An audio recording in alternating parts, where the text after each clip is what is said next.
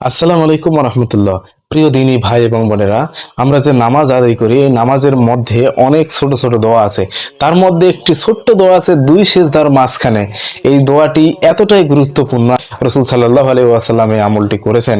এই দোয়াটি গুরুত্বপূর্ণ এবং এই দোয়াটির মাধ্যমে আপনি আল্লাহ তাআলার অনেক কাছে যেতে পারবেন, আল্লাহ তাআলার কাছে অনেক কিছু চাইতে পারবেন। এই দোয়াটি ছোট্ট কয়েকটি মাত্র কথা, এই কথাগুলো যদি আপনি দুই সিজদার মাঝখানে পড়তে পারেন, এতে করে আল্লাহ রাব্বুল আলামিনের কাছে আপনি অনেক কিছু চাইতে পারবেন। আল্লাহ রাব্বুল আলামিন হয়তোবা আপনার একটি দোয়া যদি কবুল করে, তাহলে আপনার কপাল খুলে যাবে। প্রথম সিজদা থেকে উঠে আমরা যখন দ্বিতীয় সিজদা দেব, এর মাঝখানে অবশ্যই আমাদের একটু বিরতি নিতে হবে। বিরতিটা কি পরিমাণে হবে? সিজদায় যতক্ষণ থাকবো, সিজদা থেকে উঠে সোজা হয়ে ততক্ষণ বসে থাকতে হবে। এবং সেই সময়টা শুধু শুধু বসে না থেকে যদি এই ছোট্ট দোয়াটি পড়তে পারেন, তাহলে কপাল খুলে যাবে ইনশাআল্লাহ।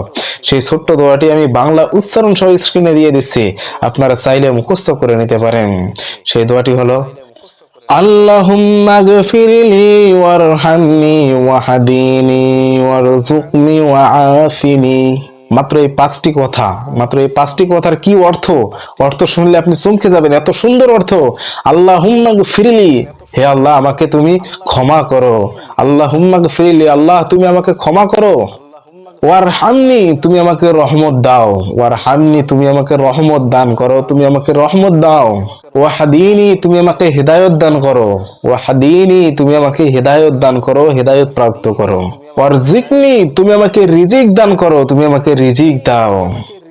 ওয়াআফিনি, তুমি আমাকে সুস্থতা দান করো, আমি যেন সব সময় সুস্থ থাকি, তুমি আমাকে সুস্থতা দান করো। ওয়াআফিনি, তুমি আমাকে সুস্থতা দান করো।